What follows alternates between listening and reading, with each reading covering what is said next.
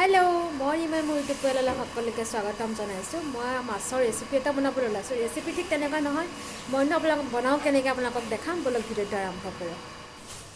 এইখিনি মাছ আপোনাৰ নিমখ হালধি সানি ল'লোঁ, অকণমান মেৰিনেট কৰি থ'লোঁ। আপোনাৰ কেৰাহী গৰম হৈ গ'ল, মাছখিনি ভাজি লওঁ বলক। মাছ ফ্ৰাই কৰি আছোঁ, ইফালে মাইনীয়ে বনাব লৈছে ভাজি, আপোনাৰ মিক্স ভাজি আপোনাৰ বনাবলৈ লৈছে। মাছ দেখিছেনে পূৰা হেৰি হৈ আছে।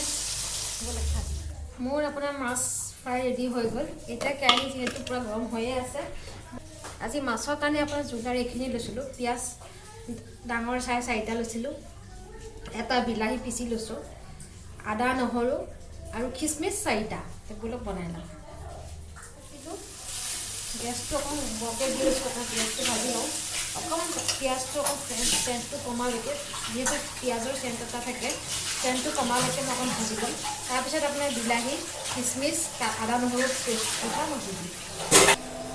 এতিয়া আপোনাৰ সোৱাদ অনুসৰি নিমখ দিম, যিহেতু মই অলপ কম খাওঁ, মই মানে আমি অলপ কমেই খাওঁ নিমখ। সোৱাদ অনুসৰি নিমখ দিম।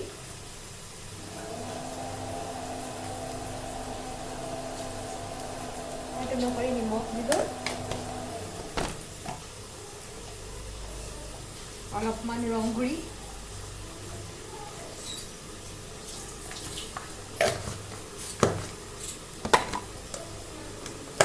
অলপ কালাৰটোৰ কাৰণে কাশ্মীৰ ৰেড চিলি পাউডাৰ অকণ দিম।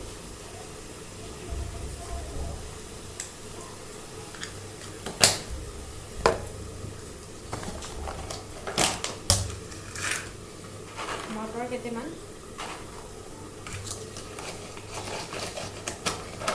আমাৰ মটৰ আনিলে এনেকৈ বাতিত ভৰাই থোৱা হয়, যিহেতু বাকলিত থ'লে অলপ কিছুমান মটৰ বেয়া হৈ যায়, সেইটো কাৰণে নষ্ট নোহোৱাকৈ মটৰ টেমাত ভৰাই থৈছোঁ।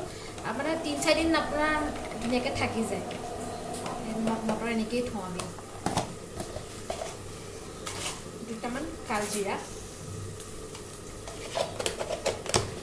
টেবুলত এইখিনি লৰাই লওঁ।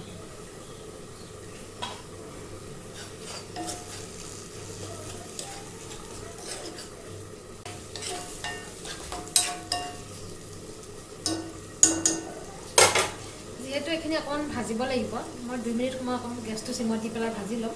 তাৰপিছত মই মাছ দিম আৰু অকণমান গৰম পানী দিম, বেছি পানী নিদিওঁ, অলপমান পানী দিম, দেখাই দিম। পিঁয়াজ 4টা, মটৰ এনেকৈ দি পেলাই যিহেতু বনালোঁ, বিলাহী এটা যেতিয়া পূৰা শুকান ফ্ৰাই হৈ গ'ল, এতিয়া অলপ মই এগিলাচ গৰম পানী ল'ম।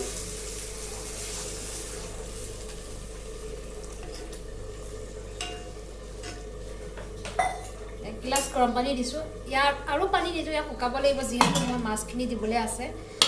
এইখিনি শুকোৱালৈকে মাছটো দি দিম। মই আপোনাৰ মাছৰ তৰকাৰী ৰেডি হৈ গ'ল, দেখিছেনে? কালাৰটো কিন্তু বিৰাট ধুনীয়া হৈছে, মোৰ নিজে খাবলৈ মন গৈ আছে, লোভ লাগি গৈছেগৈ। তেতিয়াহ'লে আজি মই কেনেকৈ বনালোঁ, কি কৰিলোঁ, সকলোখিনি আপোনালোকক দেখালোঁ। ভিডিঅ'টো চাই যদি ভাল পাইছে, please like comment share subscribe কৰিবলৈ নাপাহৰিব।